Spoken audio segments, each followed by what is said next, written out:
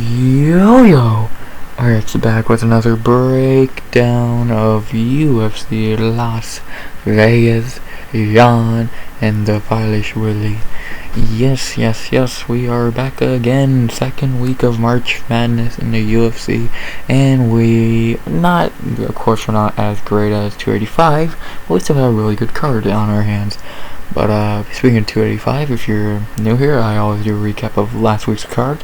So you want to do a recap of 285? Probably not, because you probably heard about it enough. But I'm still gonna do it because that's what I do. So you ready? Let's talk about UFC 285. Rezabov versus Rabovics. Esteban has as much takedown defense as me or you. Dude's his low-level MMA. Nothing more you can say. Farid, Bashara, and Blackshear. Yeah, Javid's better. Farid's not bad, but Javid is so much better. Ricci and Panay. Tabitha Ricci's actually really fucking good. It's crazy watching them in non-fight, knowing what Tabitha becomes now. 3-fight win streak ranked now. She's really fucking good. So I'm happy for her. She seems like super nice and could not happen to a better person, I guess. And Jessica Panay needs to retire. I'm like, is that even a question? Come on. Simon and Mana Martinez.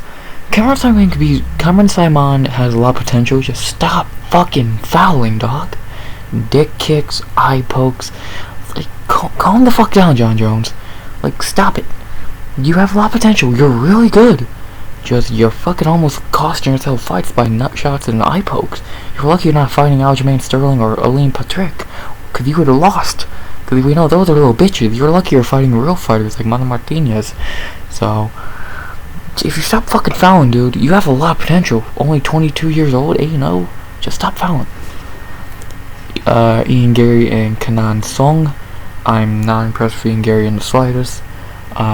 If you just drop the I'm Connor act, then I think he'd be a decent prospect, but since he's going with that, I look at him as what he is. James Gallagher 2.0. Marc-Andre Barriou and Julian Marquez. Julian Marquez, man, same fucking problems as before. Your gas tank. Like, he looked better under a real coach, not Mr. Betts Krause. But dude, fix your fucking gas tank, dog. Not fucking rocket science. Marc-Andre Barriou ain't even good. He just fucking has a gas tank. Fucking weird. Ribas and Ujo. Wow, Amanda Ribas looked flawless. The insert's corny, unfunny joke here by someone. Yeah, she looked fucking great. 30-26. Jesus. Again, Ujo no less. Ribas is a problem, man. Flyweight has a problem. In my opinion, she beat Shukagan and now she ran through Ujo. Who's next? I say Lauren Murphy, and I think that's an easy one also. Yeah. Dracos and Brunson. Not much to say. Two dudes with no gas tank. And, not very high level. Not very good fighters. Yeah, Drake is in top 5 now, but fuck, he's gonna lose in the top 5 easily. If he don't get his nose fixed, if that's what you want to blame the gas on, fine, I'll give you benefit of the doubt. But dude, even if you get that fixed, it's gonna get broken again. You're kinda fucked. And Brunson needs to retire, but come on, Derek Brunson sucked. I'm so happy that Blonde Brunson shit ended, because no offense to Brunson, he didn't do anything wrong. Just all that hype around Blonde Brunson. He beat Cans, Till Shabazian, suck, and Kevin Holland's not a fucking wrestler in the slightest. Oh, come on. Cody and Trevin Jones. Not much to say. Cody fought just to get the win. He didn't fight like he usually does. He wanted to get the win. No, not much you can say. Bo Nickel and Jamie Pickett, easiest fight of Bo's career. Gamrot and Turner, great fight. Could have went either way. I had it 2-3 Turner, but 1-2 1-2 Turner, but 2-3 Gamrot's very possible, and that's what the judges had. 30-27 is fucking stupid, but what are you gonna do about it? Yeah, two great lightweights going out. Shavkat and Josh Neal. Props to Josh Neal, he put up a better fight than most people thought he would, but Shavkat's just a problem, bro. He still has a couple flaws in his game, but dude, he's just a fucking problem.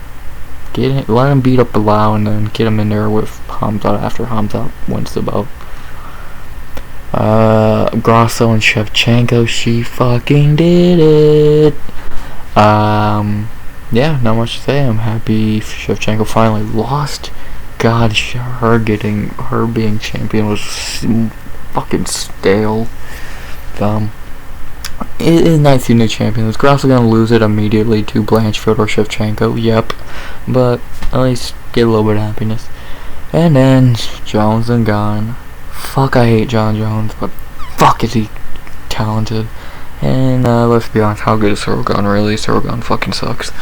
Okay, yeah, 285 was an amazing card. Arguably card of the year, probably is it, and 283 neck and neck in my opinion. But yeah. Great card. Now we move to a theater in Las Vegas for UFC Las Vegas, of course. So, before I get into it, and the only thing I could think left to say before getting into the breakdown, I'll fucking recap, is like, comment, sub, 100 subs over the end of the year, up to 13 over the last 2 weeks. Thank you all. You're all fucking amazing. And without further ado, let's talk about another 14 fight card. So yeah, we're in for a lot. Another hour. How long was last week? Hour 9? Yeah, probably gonna get another long one. Pause. So, not much more to say besides, let's talk about some fights, baby. We start off the card with a fight that literally just got booked Wednesday, yesterday, for when I'm filming this, but 2 days ago for when it's getting premiered. We have Carlston Mocambique Harris versus Jared Night Train Gordon. The reason this was booked just was just booked is because this is meant to be Harris versus Abubakar Nurmagomedov, but Abubakar pulled out and Jared Gordon stepped in. Props to the crazy motherfucker. So yeah, let's talk about Carlston Harris.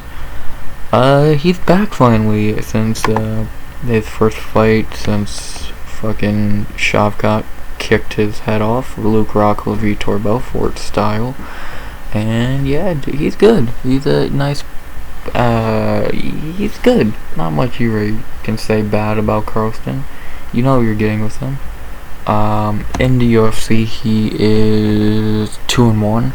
His 2 wins, Christian Aguilera, remember him, and Impa Kasanganay, and his 1 loss, obviously his last fight against Shavkat Rakhmonov, which you're not gonna get mad at because it's Shavkat Rakhmonov. Yeah, he's good. He's been off for a year because it was a brutal knockout, but yeah, the one flag with him, he is 35 years old. Calling him a prospect is kind of hard.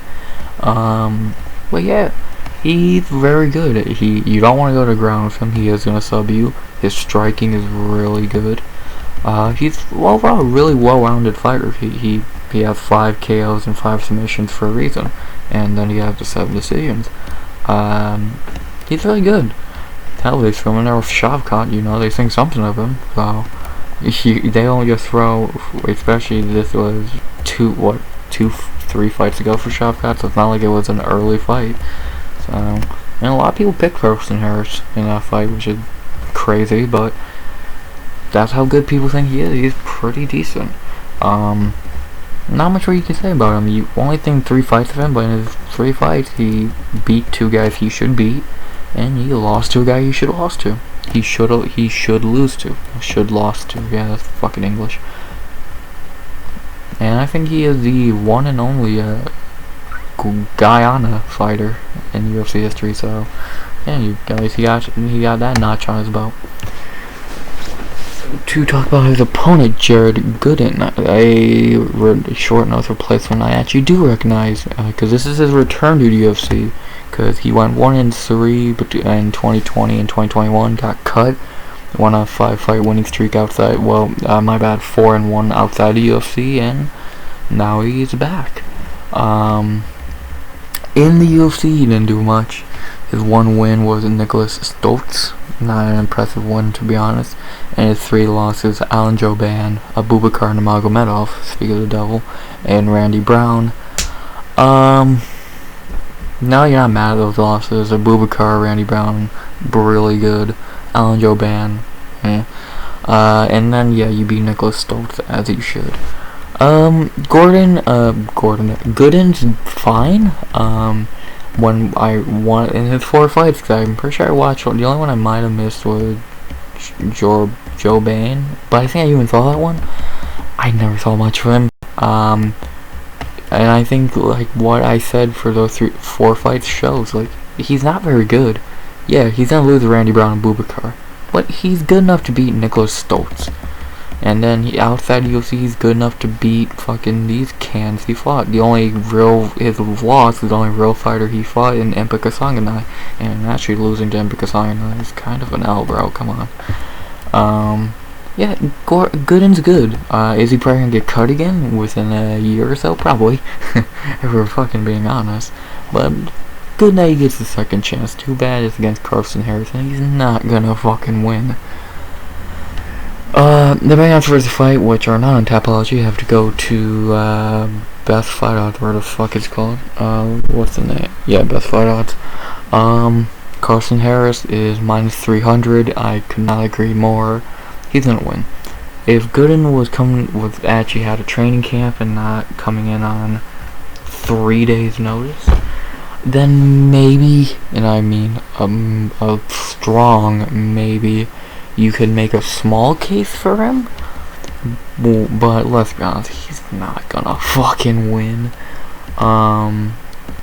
Carlston's gonna win this one. The biggest question in this fight is, how is Carlston gonna win? Does he finish him? Or how does he finish him? Does he decision him? Questions that need to be answered. He fought Wellington Turman? The fuck? He beat Michelle Pierre? What the fuck? I didn't even know that was Carlston Harris. Yeah, again, Gooden's one and very small chance of winning this fight comes down to him landing the right punch. Is he gonna? No. He is definitely going to not win. If he does, fucking Jesus, what the fuck. But, yeah, I don't think he's going to, so, whatever. How do I think the fight's gonna go? I am gonna go Carlston Harris by, I'm saying submission in the second. I think he gives Jared Gooden his first submission loss. And yeah, I'm going Carlston Harris by submission in the second. Should be a very easy night in the office. Just don't get hit by Gooden's big shot and you should walk away with the W. Carlston Harris by submission in the second. After that, we have a flyweight banger that has zero chance of going 15 minutes or maybe even 10 minutes, because these boys are gonna swing to the bone drops. We have Tyson Nam versus Bruno Bulldog Silva. Let's talk about Tyson Nam. God, this is such a fucking banger. Tyson Nam, what do you say about him? He's fucking good. He's 3-3 in the UFC. His 3 wins: Farouk Adeshev, Jerome Rivera, and Ode Osborne. His 3 losses: Sergio Perez, Kai Kara France, and Matt Schnell. Pretty much what it comes down to with Tyson Nam is, if you're striking with him, you're probably gonna lose. Because that dude, A, hits like a truck, and B, he's a really good striker. I don't remember the Kai or Petr fight, but I think I remember Schnell fight. I think Schnell did wrestle him, because I don't think Matt Schnell won a fight against Tyson Nam striking. I don't remember that fight, because it happened 2021, and on a Wednesday, no less. So yeah, I really don't remember that fight. But yeah, that's what I'm guessing happened. And that's pretty much how you beat Tyson now. Cause again, striking with him is a no-go. The dude hits like a fucking truck. Yeah, not much you can say about Tyson. Don't strike with him, is the most I can say. To talk about the opponent, Bruno Silva, he's back. No, not the middleweight either. They're the flyweight with the exact same name. Yeah, Bruno Silva's back. He's been off for 2 years. Yeah, his last fight was middle of 2021. I remember making a tweet, I think sometime last year, saying this dude got 2 knockouts and dipped. Because he did. Within 2 months, he knocked out JP Baez and Vitor Rodriguez, and then dipped. Like, what the fuck? Besides that in UFC, he has 2 losses to Garrett Ulanbekov and David Dvorak, and he had a no contest with Kalero Taha. So, yeah, he's had an up and down UFC career. Started off pretty bad, has went pretty well since. Pretty sure he's a big training partner of Henry Cejudo, if I'm correct. I think he's been in Cejudo's corner before. So, I think, don't quote me on that, but I feel like that's correct. Yeah, he's another dude you don't want to strike with. He's very powerful, very good striker, and that's why this fight was made. They put 2 flyweight bangers in there to go do what they do best. Strike till someone drops, and A+ booking by the UFC. This fight is probably not going 10 minutes, let alone 15, and I cannot fucking wait for this fight. The betting odds for this fight have Bruno Silva minus 165 to plus 135, and I would have a near even. I don't know how you couldn't really be confident either, because it's whoever lands cleaner first. And it's as simple as that. You would think I'm talking about a heavyweight fight when I say that, but I'm talking about flyweights, which is weird. And you both guys who are very inactive fighters. Tyson, 1 fight within 2 years. Bruno Silva's first fight in a year and a half. So, very inactive guys. So, they're probably ready. Their chins are probably ready to take some punches. So, I'm excited. Who am I going with in this fight? I'm going Tyson Nam. I'm not. Out of the 2 who I feel more confident in betting on to get a knockout, Tyson Nam. So I'm going Nam by knockout in the first.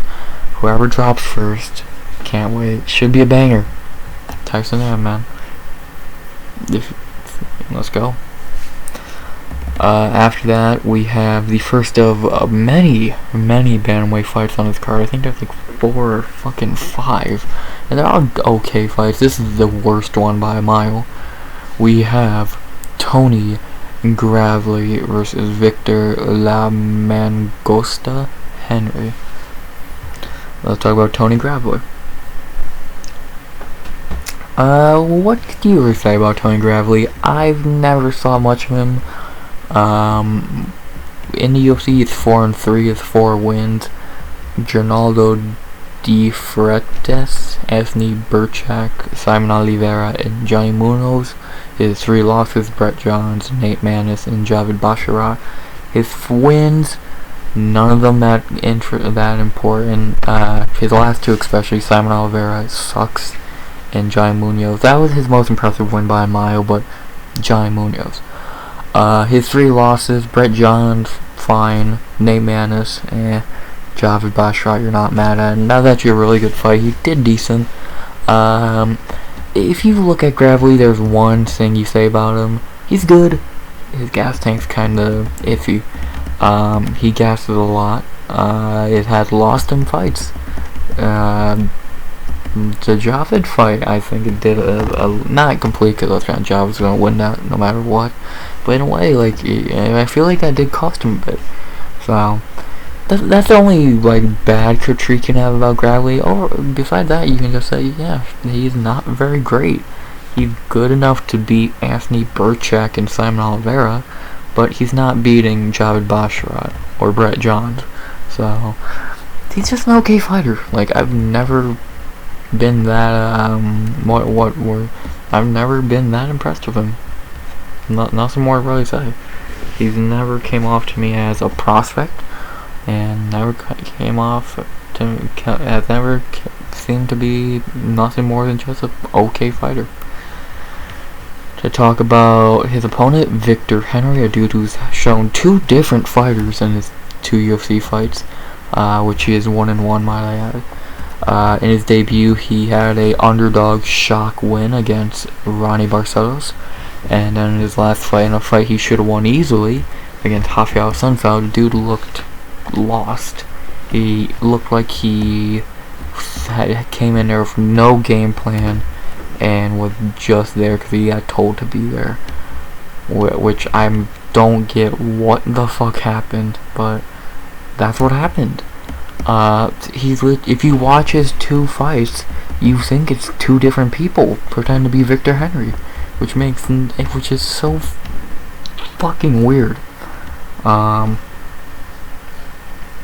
Yeah, if you look at if the guy who fought Hani showed up against Assunção, he would won easily.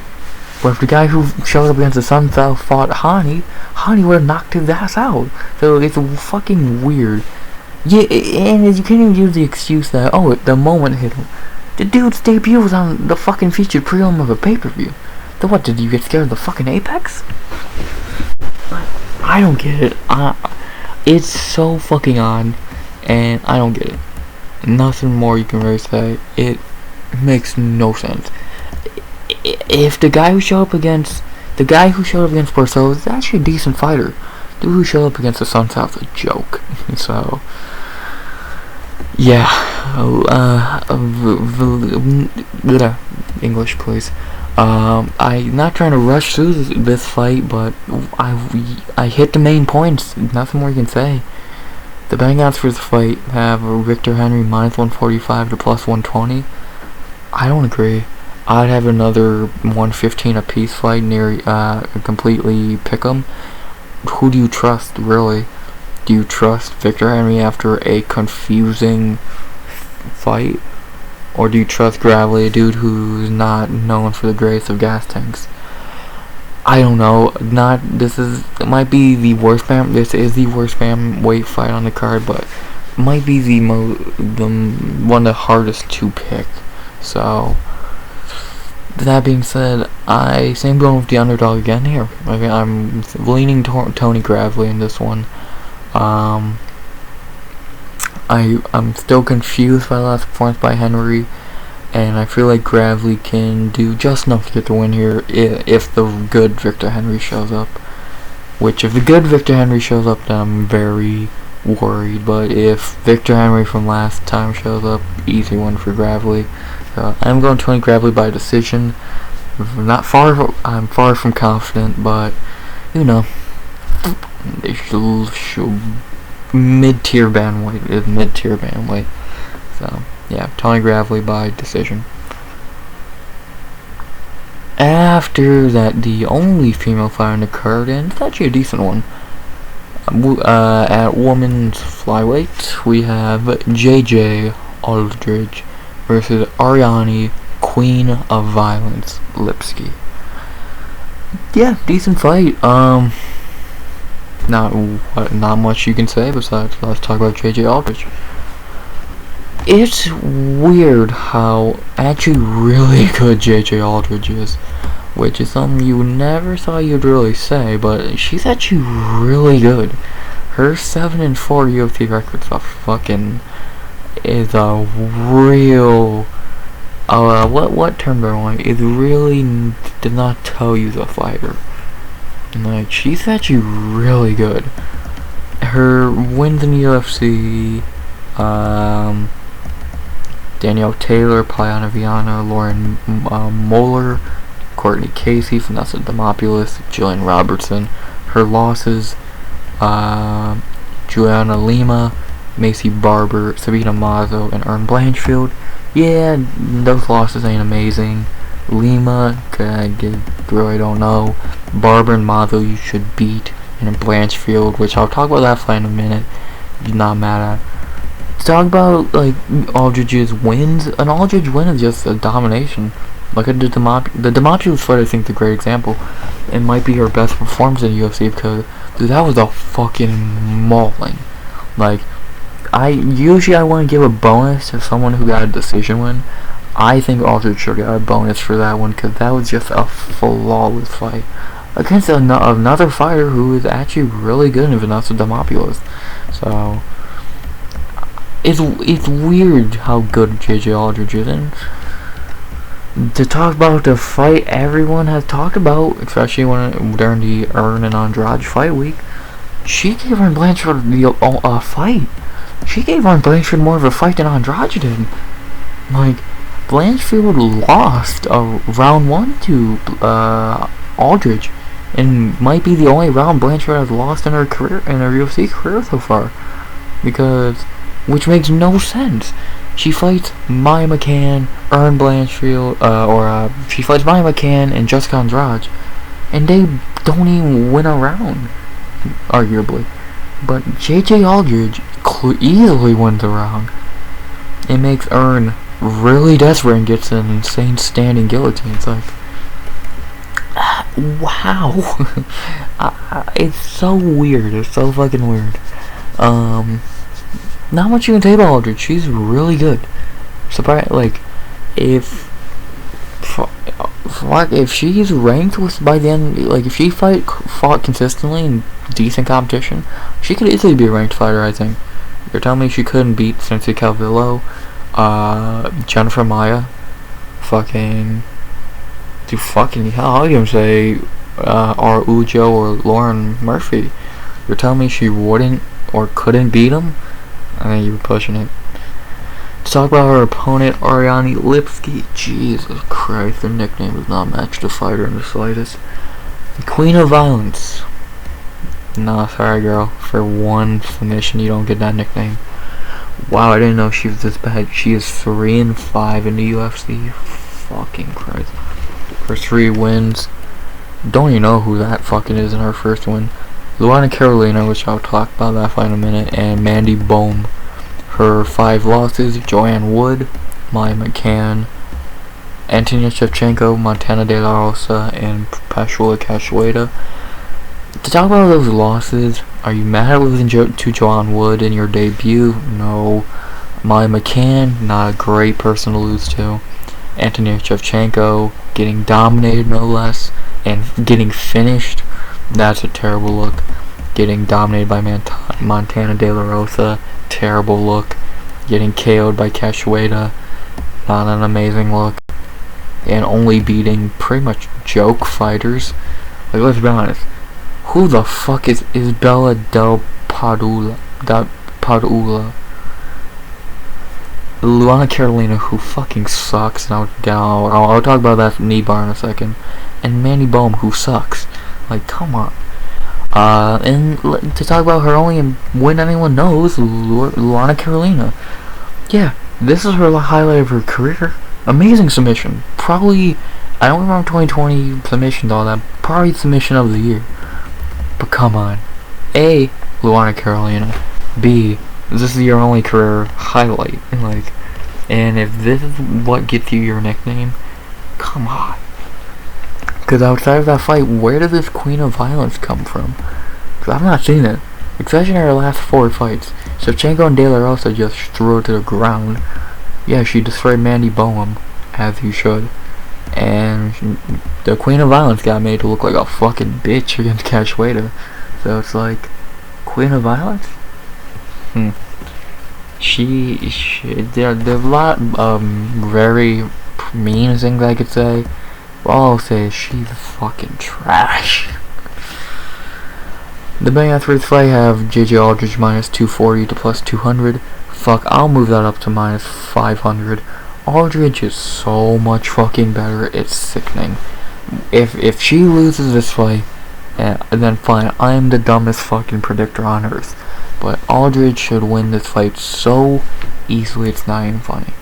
Like, if all she has to do is take her to the ground and rough her. Oh, if you can stop her in Blanchfield takedown, you should be able to do a fucking takedown. So, I'm going JJ Aldrich by decision. Could she get to finish 2nd or 3rd? Probably. But I think she's probably going to go for the 30-20, probably a 30-26 decision. So, JJ Aldrich by decision. Not much to say. After that, we get to a really good bantamweight fight. First of 3, we have, and this one should be a banger, Mario Bautista versus Guido Ninja Cannetti. Let's talk about Mario Bautista. Another guy like another fighter like J.J. Aldrich, where I could say they're really fucking good and could easily be ranked. Bautista in UFC is 5-2, is 5 wins. Jinsu Sun, Miles Johns, Jay Perrin, Brian Kelleher, and Benito Lopez. Yeah, none of those are really impressive wins, but in all those, he's pretty much dominating it. So, pretty much. His only 2 losses are Corey Sandhagen, which I remember I've done breakdowns of his before, and I've said the same thing. Are you gonna be mad at losing to Corey Sandhagen in your fucking debut? No. And Trevin Jones, and that one's not a great look. Batista's really good, man. Like, he, in his last 3, I think he had an underwhelming performance against Jay Perrin.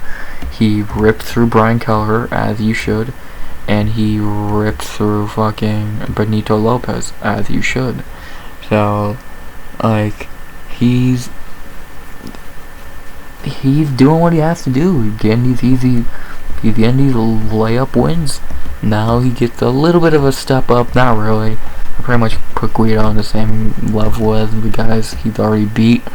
But I don't know why UFC won't give him a real fight.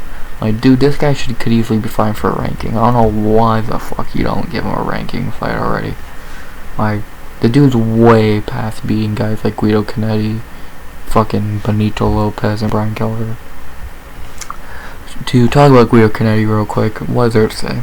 Dude is 43 years old.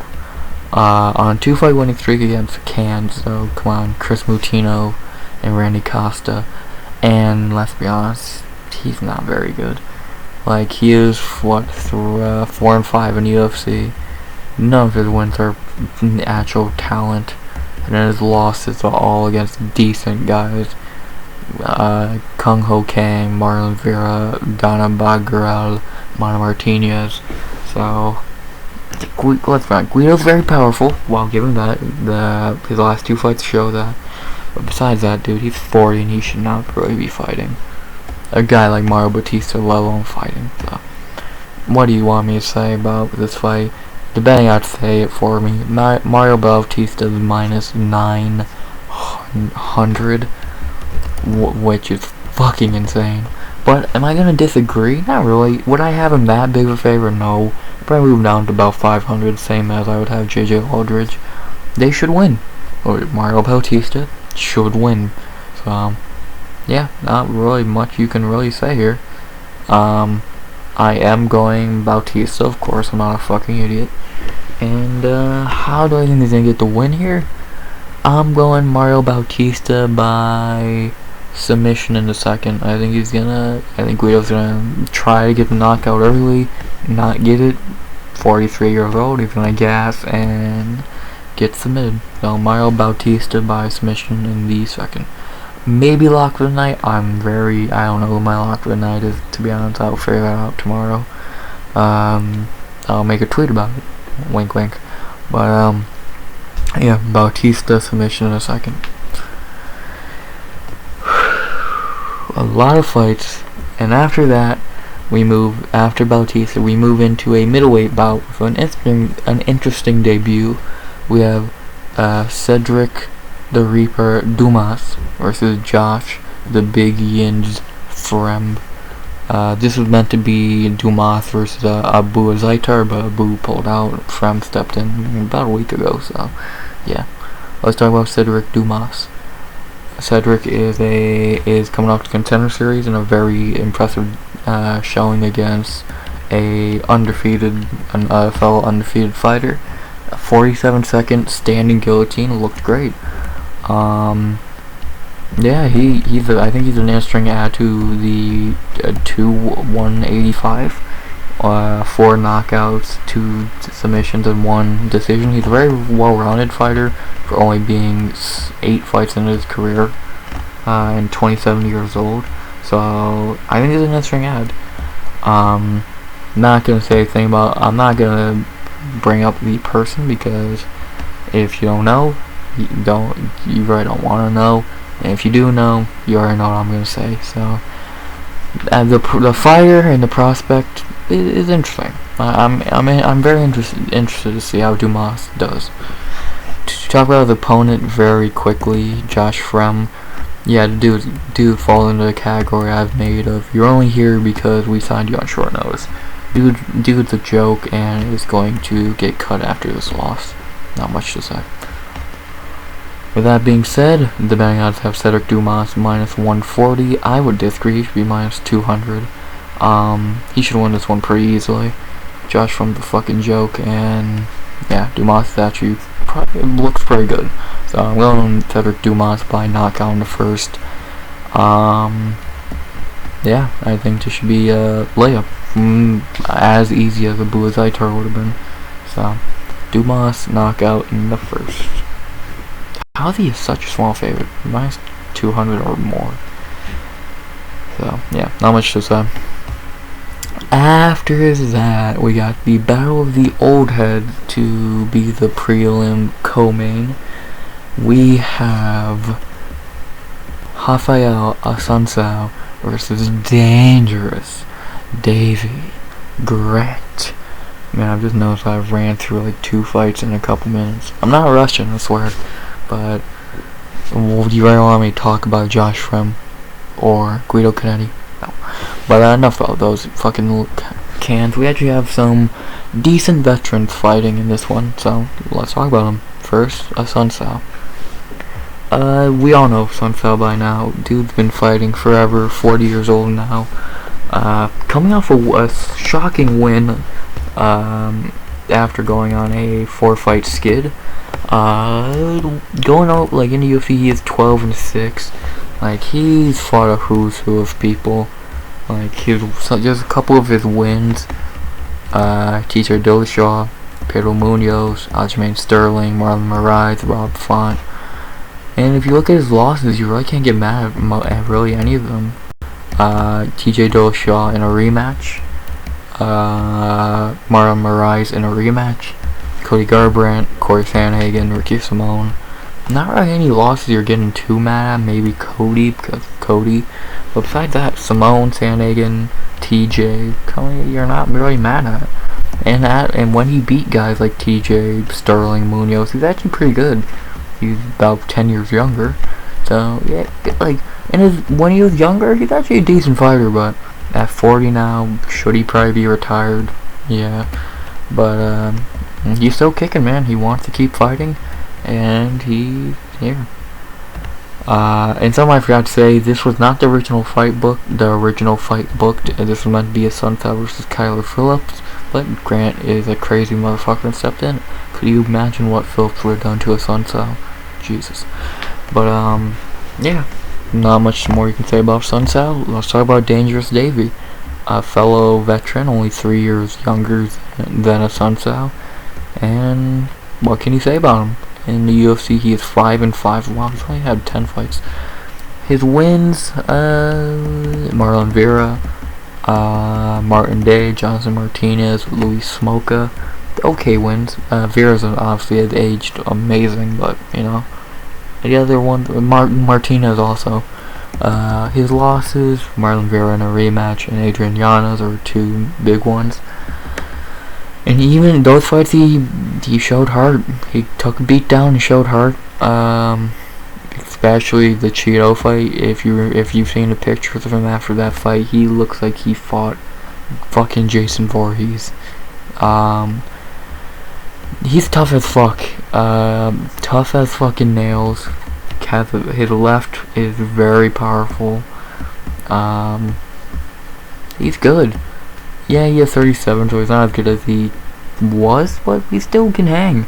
Like I said, you can make the case he beat Yanez, and he was in there with Cheeto for 15 minutes. And his last 3 wins are all knockouts. The one being against a guy who's really good and fighting later, Johnson Martinez. So this is battle of 2 really good veterans.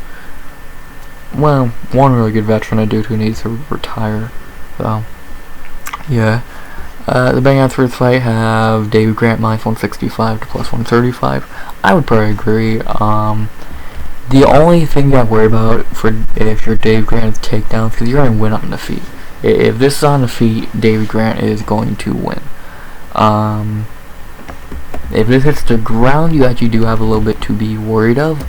But besides that, I think Davey should get the win here. How? I know it's common to pick knockout, but I don't know. I have a feeling these two old men are gonna go in there, brawl for 15 minutes, and yeah, I'm going Davey Grant by decision. Is it gonna look stupid picking a decision by the end of the fight? Probably, because he's probably gonna finish him. But I don't know why. I just feel a decision. So, Davey Grant by decision. And now to close off the prelims, what, 43 minutes in almost to the breakdown, we have a fight that I have no idea why it's the featured prelim. It should not be the featured prelim. We have Łukasz the Bull Brzeski versus Karl Williams. Why is this the featured prelim? These are two shitty heavyweights. I guess let's talk about Łukasz Brzeski. In the UFC, Łukasz is 0-1, even though, let's be honest, he is 1-0. He beat Martin Buday. That's one of the worst robberies of last year. But even then, let's be honest, how good is Martin Buday? Not very impressed with Brzeski in that fight. Like, coming off Contender Series, he looked okay, if I remember. I don't know why that fight got turned over to a no contest. And then, like I said, he beat Buday, but he didn't look that amazing he didn't, like, he clearly won, but man, it was not very impressive. I really don't know what to say. This is some low-level heavyweight shit, our favorite. Yeah, there's not much to say about Brzeski, man. His striking is okay. Didn't really have to see his wrestling against Buday because he's a small fucking heavyweight. He's 230. He could easily be a light heavyweight. So, and he looked different. He looked like he was in a lower weight. He looked like he was in a different weight class than Buday. But yeah, I don't think he was gonna wrestle. So, yeah, not much to say about Brzeski. To talk about his opponent, Karl Williams. This is his UFC debut, coming off the Contender Series last year. On the Contender Series, he got the win against Jimmy Lawson, which I remember, just like really big upset. Yeah, he out-wrestled. I think Jimmy was like this really credentialed wrestler or some shit, and he completely dominated him. He just out-wrestled him for fucking 15 minutes. Like, nothing more to say. He just ran through him to get the contract. That's the only fight I've seen of his. He does not really get finishes for being a heavyweight, which is odd. Like, literally, he has 3 finishes out of fucking 7 wins. So, at heavyweight, beating and fighting the guys he was fighting who are like 1-0, 2-0, to not get a finish, kind of eyebrow raising. So yeah, and his only loss is by submission. Low level, even talking about low level heavyweight makes me yawn because low level heavyweight. The betting odds for this fight have Karl Williams minus 170 to plus 145. I don't get that really. I think it should be another 115 apiece. The low-level heavyweights never easy to predict, and this definitely falls under low-level heavyweight because I'm not impressed with either. One dude beat Martin Buday, which again, how good is Martin Buday, and one dude really doesn't get finishes and really did not show me much on Contender Series besides he can wrestle. So, kind of a tale of 2 underwhelming stories. Who am I going for in this fight? Fuck it, I'll go Karl Williams. Am I confident? Far from, but I think he could do just enough to get the win. Low level heavyweights it's a low heavyweight. Whoever you pick, you're not confident. So I'm going Carl Williams by decision. Yeah, not much more to really say in that regard. You know. Yeah, those are the prelims. Yeah, I know it feels like I should be ending the video after all the breakdowns I just did, but that's only 8 fights on a 14 fight card. Because now we begin a 6-fight main card, which starts off with a very interesting fight between 2 Contender Series alums. We have Victor Acao Petrino versus Anton the Pleasure Man Turkalj. Yeah, some Contender Series alums here. One dude actually earned a contract last year, and one dude got a contract because he stepped in on short notice against Jailton Almeida, which we'll talk about in a little bit. But let's talk about Victor Petrino. Victor likes to get his finishes. 8 wins in 7 wins. He has 6 finishes and 1 decision, and he's on a 5-fight knockout streak. So. Yeah, on Contender Series he looked pretty good. He did gas a little bit going around 2, but he did get the knockout blow. So, yeah, he's very powerful, it looks like, and yeah, if he hits you, it looks like you're probably going down. Like I said, you don't get 5 knockouts in a row at what is this heavyweight? What weight class? Light heavyweight, by just fucking being soft-handed. So yeah, yeah, not much really to say. He hits pretty hard, and this is the UFC debut. You know me, I don't do tape study. Ain't nobody got time for that. Well, I don't. Well, I do. I just don't do it. So yeah, Victor, man, he hits pretty hard. Pretty much all I know. Talk about his opponent, Anton Turkalj.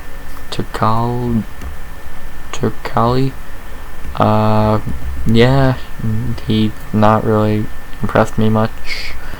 On Contender Series, he had a boring fight against Axio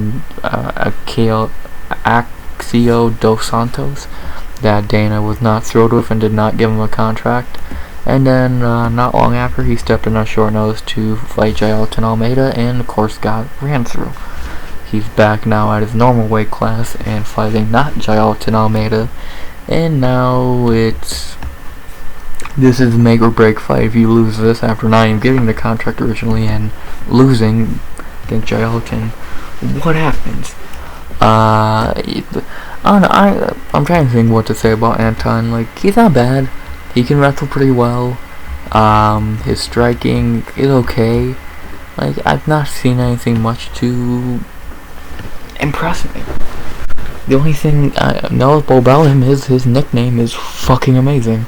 The Pleasure Man. What else is there to say? Yeah, I think this fight's not gonna... I think this fight comes down to, it goes one of 2 ways. Either Victor knocks him out early, or Anton submits him in like the 2nd or 3rd. What do I think's gonna happen? I think I agree with the betting odds here, with Victor being minus 140. I think he's gonna hit Anton early and send him to the Shadow Realm to open the main card. So, excuse me. I am going Victor Petrino by knockout in the 1st. I think we served the main card hot, and yeah, not much more to really say. Should be a good one to begin the card. After that, a fight might be a fight I'm most hyped for on this card, just because it's so fucking good. And actually, I'm gonna take a quick drink because I know I'm gonna talk about this fight a lot.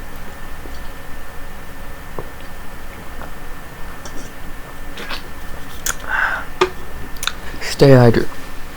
Stay hydrated. Fuck my voice.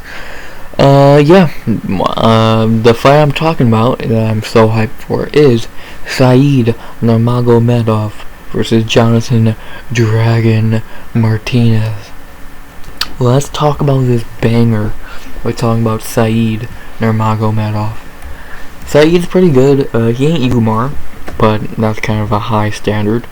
In UFC he is 6-1. His wins, Ricardo Ramos, who's literally fighting in the next fight. Cody Stamann, Douglas Silva, D'Andrade, Sedriques, Kakramanov. His only loss is Honey Barcelos. Yeah, he's good. He's shown holes in his game, especially the Sedriques fight. He was losing that fight till he got the guillotine. He's good though. Like he's definitely more of a striker.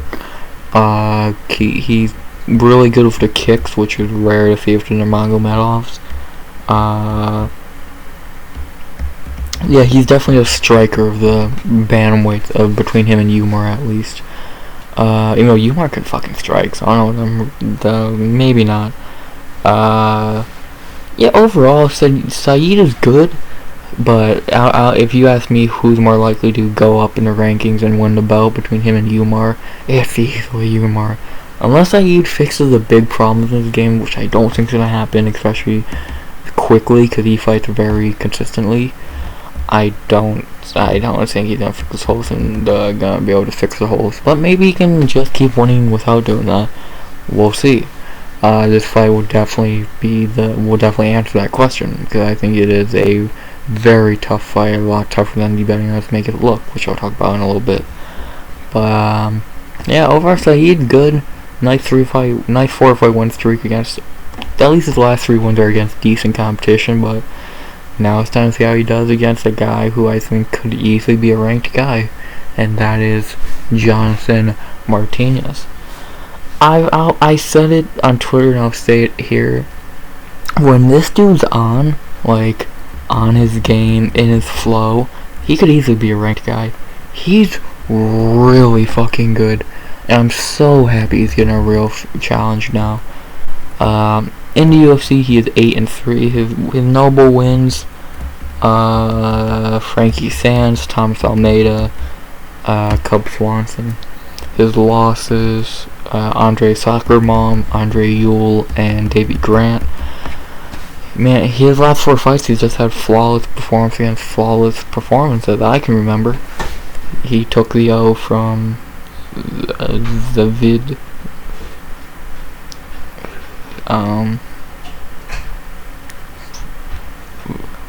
Fucking topology crash. I'm getting refreshing. He took the L from David Ladivshiv when he was the underdog, no less. And then he had back-to-back kind of whatever wins against Alejandro Perez and Vince Morales. And then in his last fight, he destroyed Cub Swanson. Like, destroyed him. Like, he made Cub give up to leg kicks. He made Cub Swanson give up. Not an easy fucking feat. Like, the big problem with his game is he does get hit. He does get hit a lot. But if he could fix that problem up, like I said, I think he could easily be a ranked dude, because he's fucking talented. 28 years old, and he's only shown potential. Like, he's really never shown anything that makes you wonder how good he is. I think everyone knows how good he can be. I think his last 4 fights he's already shown how good he is, which I'm very happy. I've seen something in him for a while. Like, I think it was the Frankie Sands fight was the first fight I remember seeing Jonathan and thinking, man, this dude really has talent. The Almeida fight was not really great. He should have knocked him out. And then the David Grant fight really didn't help. But 4 in a row now, and with this win, he's ranked. So let's see what happens.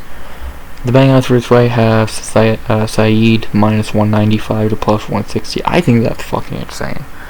I'd move the betting odds to 115 apiece. This is my favorite fight on the card, and I cannot wait for it. Man, because I think it could go either way. Does Saeed use his kicks, maybe a little bit of wrestling to get the win? Can Martinez fucking stop the takedowns, keep it on the feet, and make it a striking match where he can win?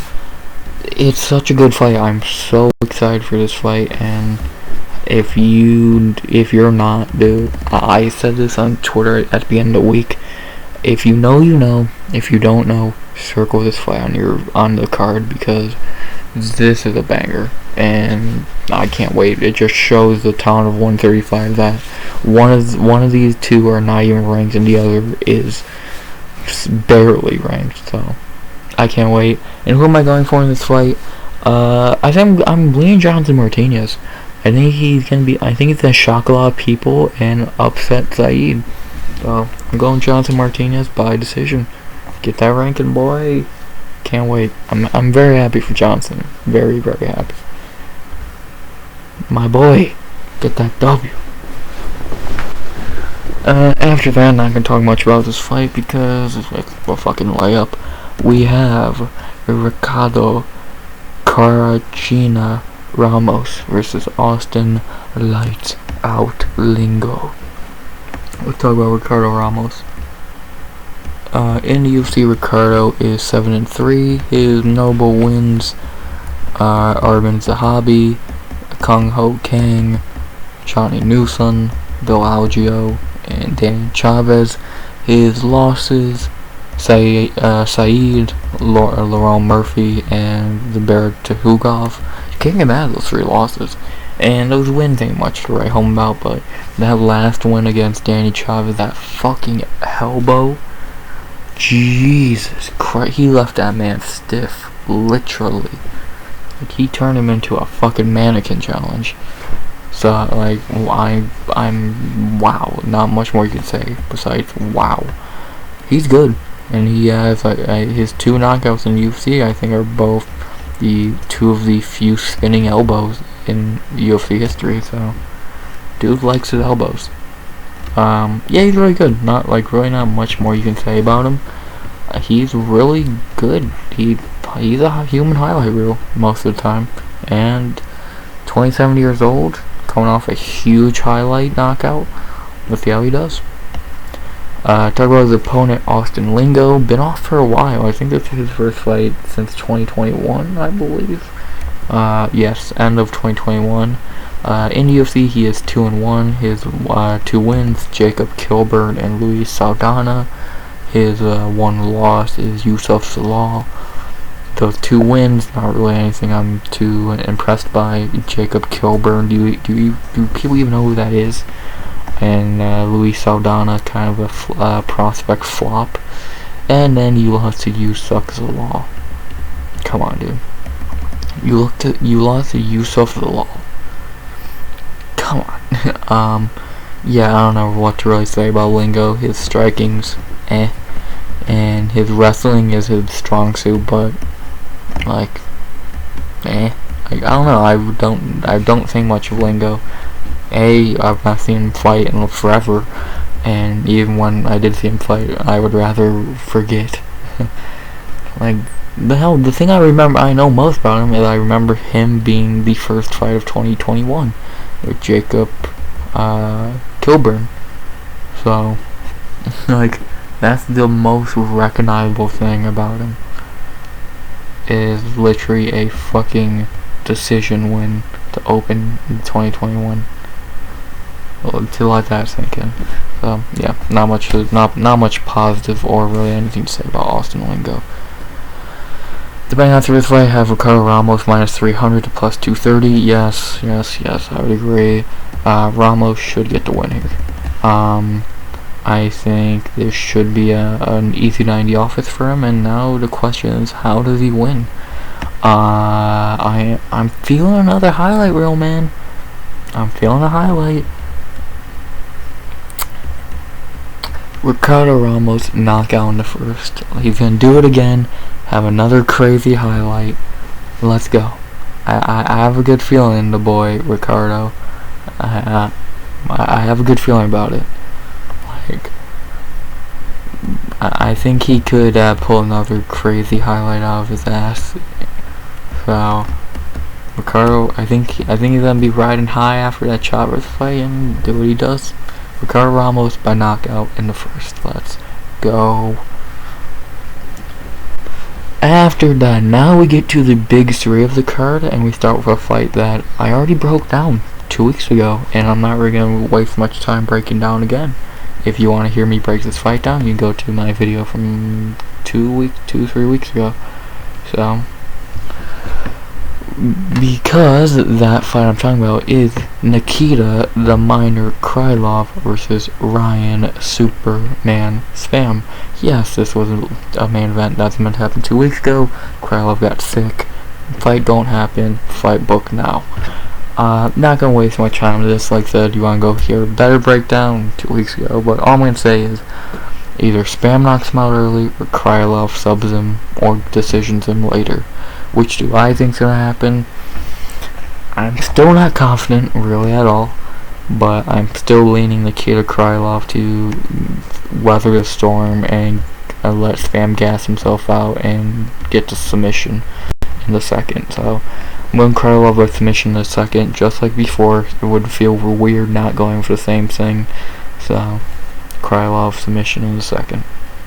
I think Spam gasses early, trying to get to finish, and we get a submission. After that, the co-main event of the evening, we have some heavyweight action. Alexander Drago Volkov versus Alexander King Kong Romanov. Good fight. Battle of the Alexanders. Let's see who wins. Let's talk about Alexander Volkov. I really don't think Alexander Volkov needs much said. I think you know Volkov by now. Like, in the UFC, he is 9-4. He only loses to the best: Lewis, Blades, Gane, Aspinall. He's a gatekeeper. Let's not lie to ourselves. Like, if you look at his UFC wins: Tim Johnson, Roy Nelson, Stefan Struve, Verdum, Greg Hardy, Walt Harris, Overeem, Tybura, Rosenstrike. He's a gatekeeper. Not really much you can say. And he's a fine one at that. I don't think I won't even lie and act like I think he's this great fighter. I've said before, he's only really decent because his height. Dude's 6'7", a fucking giant. So, but I think that his, because LeBron's actually skill-wise, I don't think he's very good. But I think his height is a big factor. And yeah, hell, you don't get 35 wins without something. So yeah, like, we know Volkov. He has no takedown defense, but yeah, he's a good striker. Now his last couple wins have shown that. The Overeem and Rosenstrike ones, just complete hitting them from across the fucking cage and getting the finish. So yeah, Volkov's okay. Gatekeeper, but okay. To talk about his opponent, Alexander Romanov.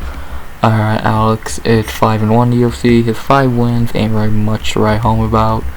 He beat 2 cans, then fought Juan Espino, which I'll talk about more in a minute. Then beat Jared Vandera and Chase Sherman. And then in his last fight, he lost to Marcin Tybura. Really, I think his first UFC loss should have been Juan Espino. I don't know how the fuck they gave him that win, because they had to go to a decision because of a nut shot in round 3, and I don't know how you score round 3 for fucking Romanov. So that was the first fight I showed. Does this dude have a gas tank? Then of course he ran through Vandera and Sherman, but in his last fight he kind of got fucking exposed. Yeah, if you want to say it was the where they were, I'll give you benefit of the doubt. But was it? Like, Tybura came back and easily fucking won. Like, and not saying Tybura is a bad person to lose to, just if you're this great prospect like Romanov was, you probably should beat Marcin Tybura. Being honest. Like, Romanov's biggest weapon is, I'm gonna take you down and fucking smash. But if he doesn't do that, he's fucking easily beatable. Like, his striking's not that great from what I remember. He's more get you to the ground and I'm going to smash you. So, if he can't do that, then he's probably gonna have a tough fight if not fucking lose. The betting odds for this fight have Romanov minus 135 to plus 110. I don't get that at all. I would have, and this another 115 apiece?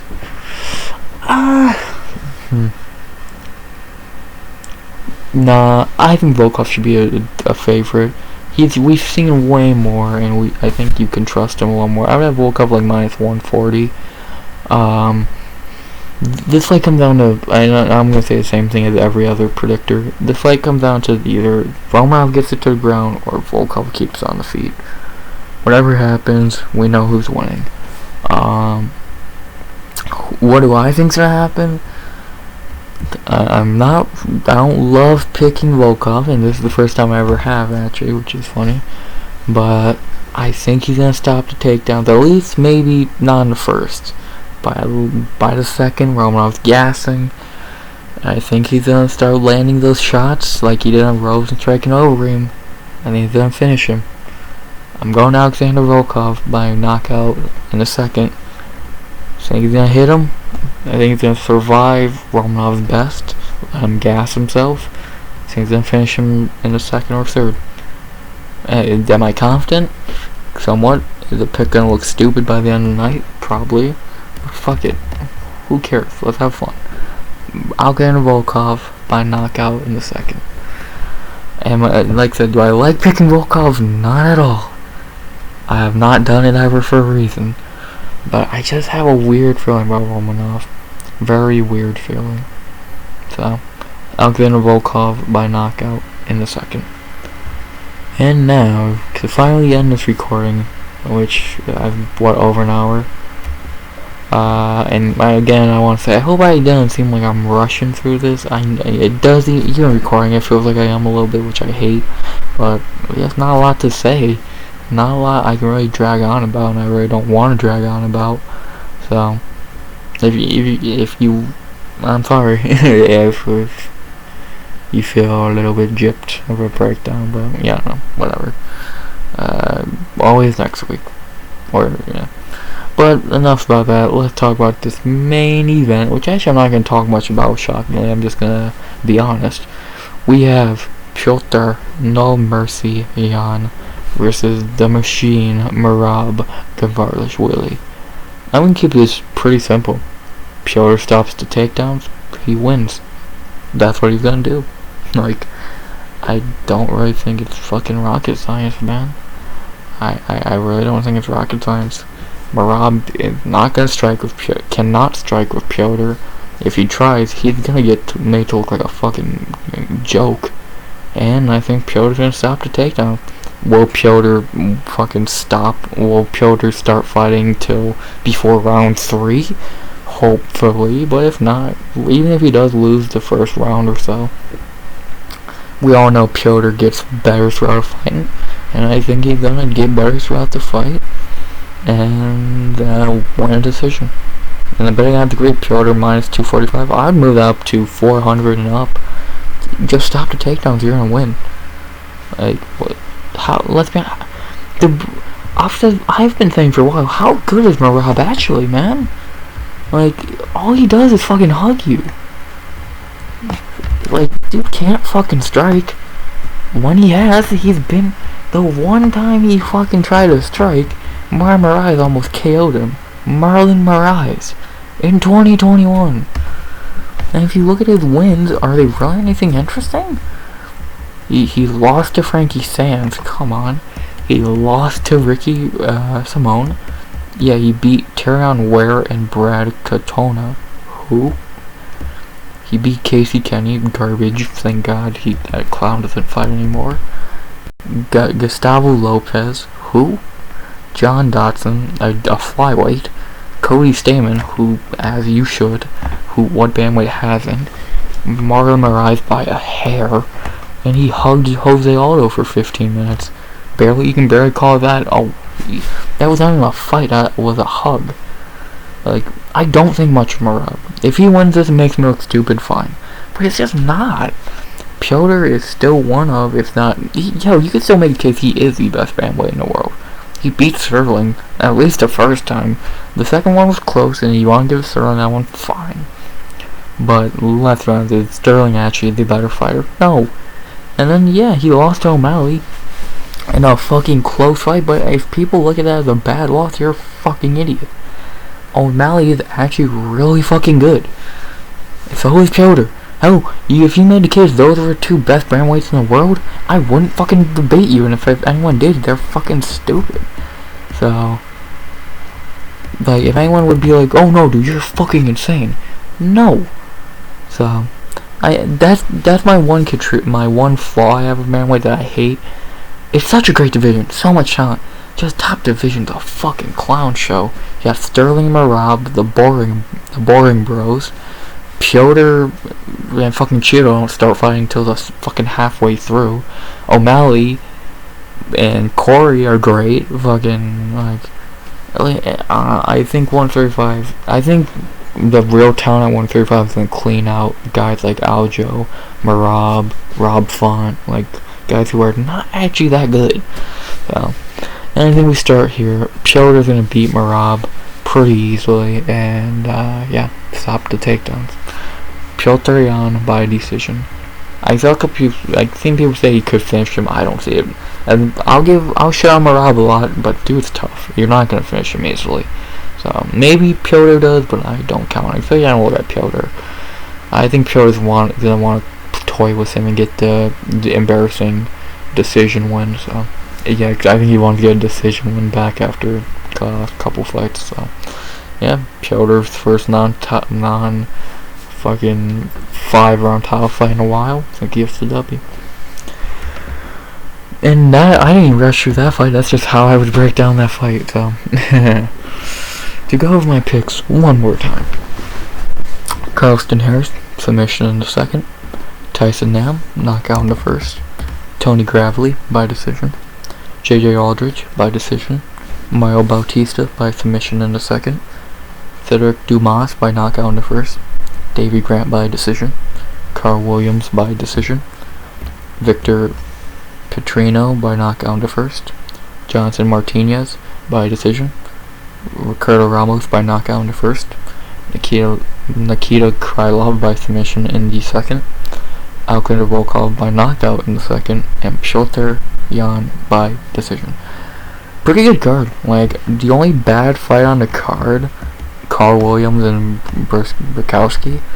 Besides that, everything else I'm interested in one way or another. So, yeah. Pretty good fight night. It's 90 Apex in some fucking hotel theater, and should be a fun one, man.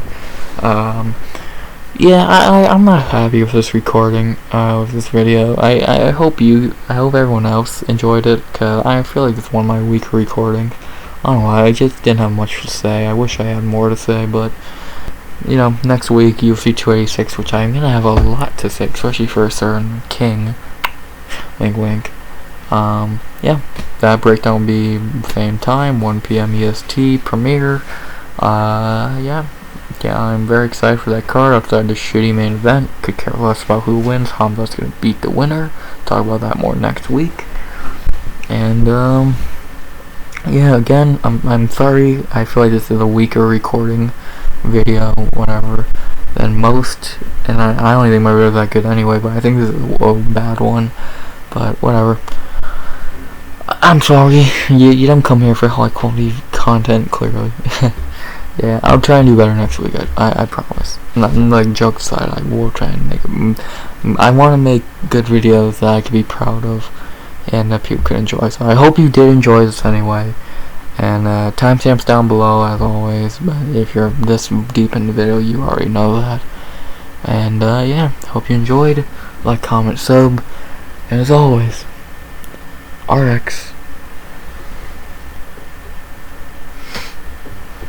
out. I can't think of anything fun to say after that, so out.